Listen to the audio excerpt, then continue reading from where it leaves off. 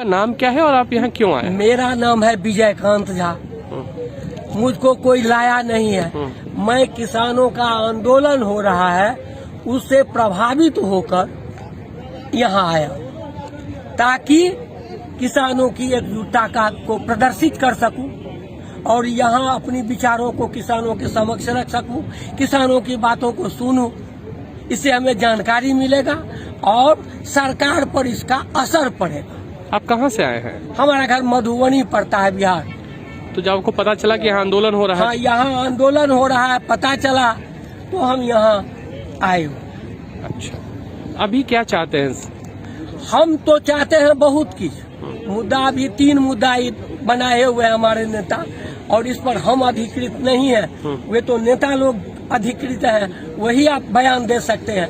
लेकिन मेरा पर्सनली जो विचार है, अभी 3 मुद्दे पर बात ये लोग कर रहे हैं। ये 3 मुद्दे को लेके यहाँ जुटे हैं, जिसमें एक मुद्दा मुख्य मुद्दा है कि हम जो उपजाते हैं अनाज, हम जो फसल का पैदावार उपजाते हैं उस पैदावार का हमें उचित मूल्य मिले और गारंटी हो उसको बिकने का। ये मुख्य मुद्दा। सरकार चाहती है कि हम अपने बदन से इसको हटा दें, निकाल दें। तुम जानो, तुम उपजाओ, तुम बेचो, नहीं बेचो, मरो जियो। हम कहते हैं कि नहीं, सरकार का पहले से तुमने कानून बना लिया है कि हम जितनी अनाज होगा हम खरीद लेंगे। तो जब तुमने खरीदने का बना लिया तो फिर तुम मुझको छूट क्यों दे रहे हो कि तुम फलाने जगह बेचो, वहाँ बेचो? अगर हमको ये छूट रहता तो फिर हमको तो बेचने का जो, तो तुमको कहने का जरूरत क्या था? हमारा मुख्य मुद्दा है कि हमारे लागत के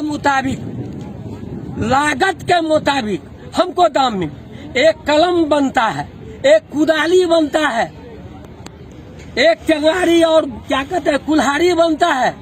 तो कुल्हाड़ी बनाने वाला जो फैक्ट्री होता है वो उसका दाम तय करता है। दाम तय कर सकता है, कैसे करता है? तो उसका जो मेटेरियल होता है लोहा, उसका क्या दाम हुआ, उसमें मजदूरी में कितना लगा, मशीन को उसमें बनाने में कितना लगा, बेईमान अफसर को पैसा देने में कितना लगा, सरकार को टैक्स देने में कितना लगा और जीएसटी देने में कितना लगेगा, ये सब जोड़ के तब उसका कीमत बनता है। ये मान्य नियम है अर्थशास्त्र का नियम।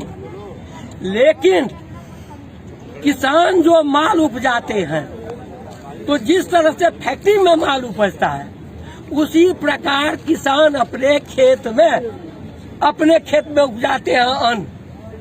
तो किसान को वही अधिकार है जो अधिकार फैक्ट्री के मालिक को है। उसके खाद का दाम कितना होता है, उसके पानी का कितना उपज का दाम होता है,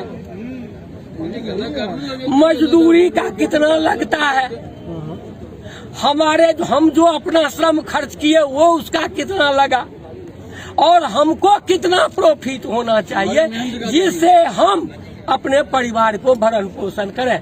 ये जब सारी बातों को देखेगा, मिलाएगा, उसके बाद दाम तय होता है।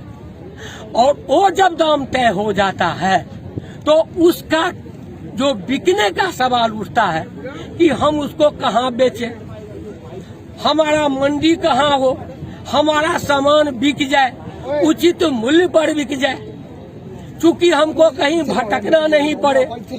पैसे वाले जो लोग हैं वे हमारे मजबूरी से फायदा उठाते हुए हमको वो औने पौने दाम में नहीं खरीद लें।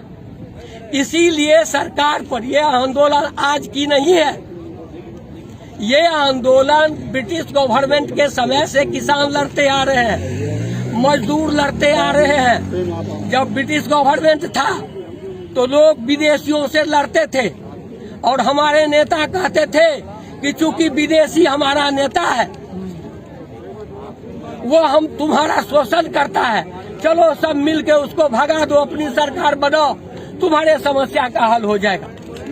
लेकिन जब ब्रिटिश गवर्नमेंट को हमने भगाया तो भगाने के बाद बेईमानों ने इस पर कब्जा जमा लिया, पैसे वालों ने इस पर कब्जा जमा लिया और पैसे वाले ने कब्जा जमा के इसके नीति को, इसके विचार को कैद कर लिया।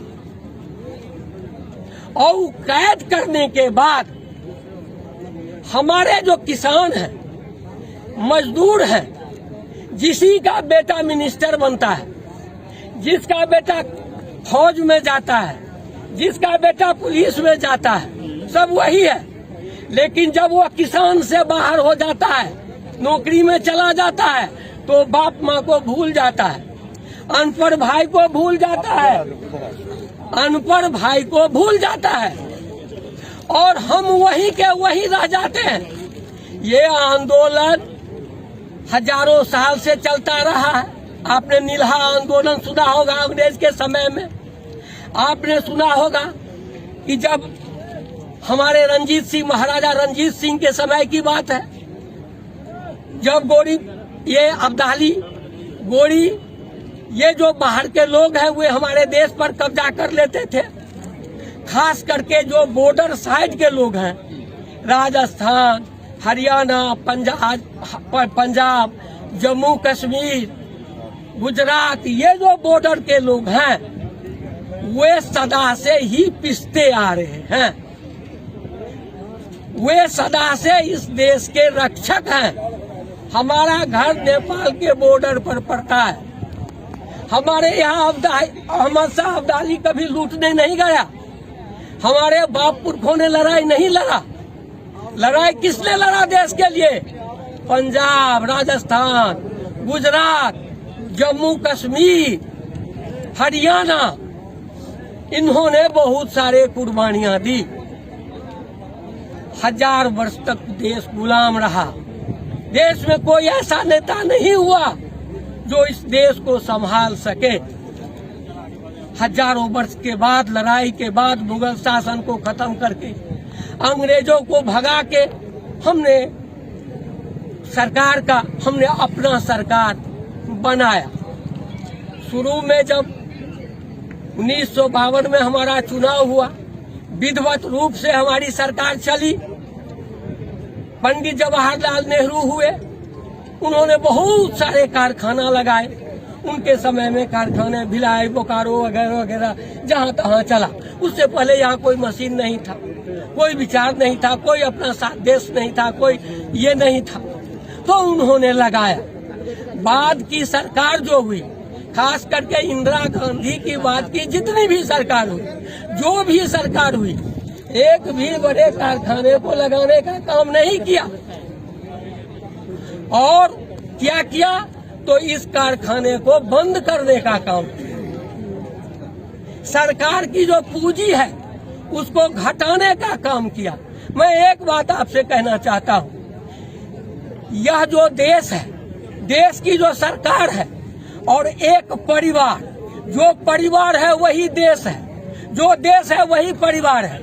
जिस तरह से हम अपने परिवार को चलाते हैं उसी प्रकार यह देश चलता है। परिवार में हम 5 आदमी हैं, हम पांचों मिल के कमाते हैं और पांचों मिल के खाते हैं। उसमें बच्चे भी हैं, बूढ़े भी हैं, सब हैं। और परिवार का जो गार्जियन होता है, बुजुर्ग होता है, वह बुजुर्ग क्या करता है?